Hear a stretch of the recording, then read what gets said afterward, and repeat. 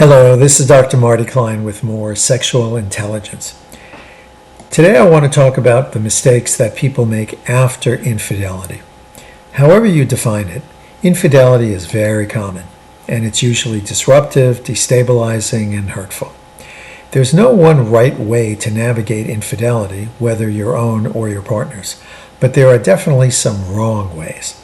Whether someone is caught or they confess, whether it's a brief fling, a love affair, or a sex worker, both the betrayed and the betrayer are vulnerable to these common mistakes.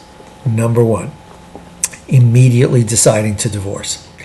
Many people end their relationship after infidelity is revealed. For some, it's a good decision. However, making such a consequential decision in the heat of intense emotion isn't smart. If a friend of yours said, "I just found out my girlfriend cheated on me. I've therefore decided to quit my job or buy a dog or sell my house or have plastic surgery," you'd probably say, or at least think, "Whoa, that's a big decision to make so suddenly, especially when you're upset. Maybe you want to think about it." And that's exactly what a person needs to hear if they abruptly decide, "You cheated on me? It's over, no questions asked." Number two mistake, deciding that the whole relationship was a lie. Of course, when someone's been cheated on, they don't know exactly what to believe. They often start reevaluating past experiences, especially ones that seemed odd at the time. But imagining that everything was a lie just because your mate lied about an affair is generally a mistake. It can be comforting to turn a complex human situation into a simple black and white morality tale, but that generally isn't accurate. Most people who have affairs say that they love their mate, and most of those people are telling the truth. Furthermore, most people who have affairs can, at the same time, enjoy other things in a straightforward way. Family outings, playing tennis with their spouse, running a home together, the evening ritual of walking the dog. When the betrayed says it was all a lie, they're actually creating more pain, more loss, and more disruption than is necessary. Mistake number three, telling inappropriate others. Everyone in crisis needs to talk about it. With infidelity, your partner is of limited value, so you need somebody else. A therapist or a clergy member or a physician is often a good choice. Some people get comfort talking with a best friend or a sibling. But dragging in the kids, the in-laws, or your mate's boss is unfair to everybody, and it can make reconciliation almost impossible.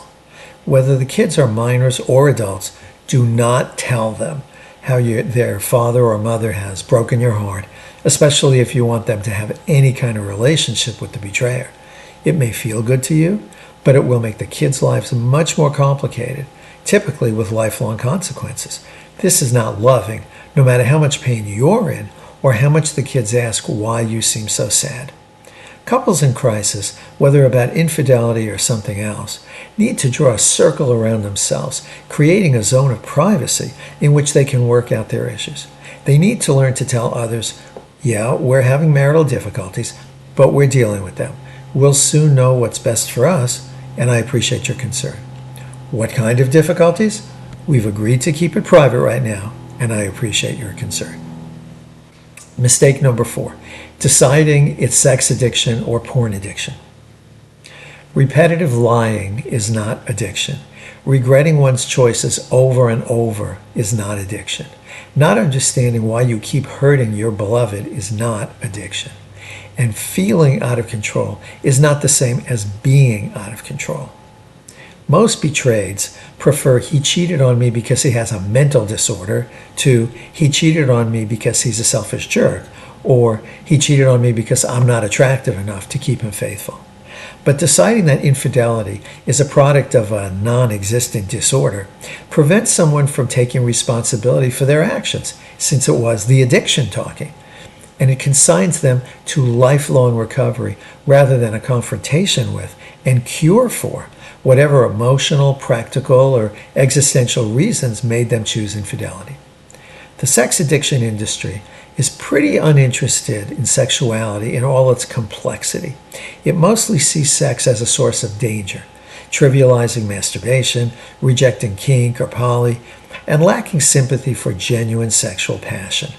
and it completely exonerates the betrayed from any responsibility for creating a dysfunctional relationship or for investigating the mess of infidelity.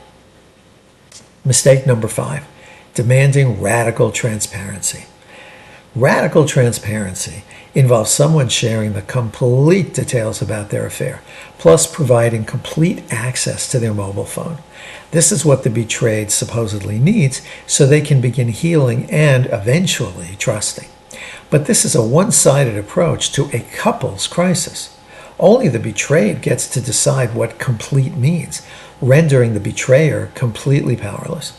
The betrayed gets to decide how long this purgatory has to last, regardless of how much progress they're making. Besides, shocked into crisis, the betrayed isn't necessarily a good judge of what they themselves need and what will simply add unnecessary pain. And what about radical transparency from the betrayed? What if they have withdrawn sexually, or been too engaged with children or career, or consume endless romance novels, Hallmark TV, or religious tracts? Radical transparency can create more resentment and obsessive imagery and discourage one or both partners from participating in a genuine healing process. And finally, mistake number 6, trickling out the truth over time. Confronted with evidence, the betrayer, terrified or ashamed or both, will sometimes let the truth out little by little over time. Maybe, oh, I only just kissed her a few times, or okay, we had sex once, or oh, it was only a few times at a massage parlor when I was out of town. But once truth-telling itself is tainted with evidence of bad faith or lying, the betrayed will feel increasingly skeptical of whatever they're told. Instead of being perceived as someone who has lied, the betrayer will quickly be perceived as a chronic liar. Who would trust such a person? Everyone who lies does so for the same reason, fearing the consequences of telling the truth. The betrayer must accept that they can't control or predict the outcome of telling the truth, but that doing so is the first step toward a possible life of authenticity, regardless of what happens in the relationship. Well, I'm Dr. Marty Klein. Thanks for joining me. If you like this little YouTube, then click subscribe, click like. Come on back in about 3 or 4 weeks when I posted another one. And if you like your sexual intelligence in really short pieces, go to my Instagram account where you'll see my epigrams. Thanks a lot.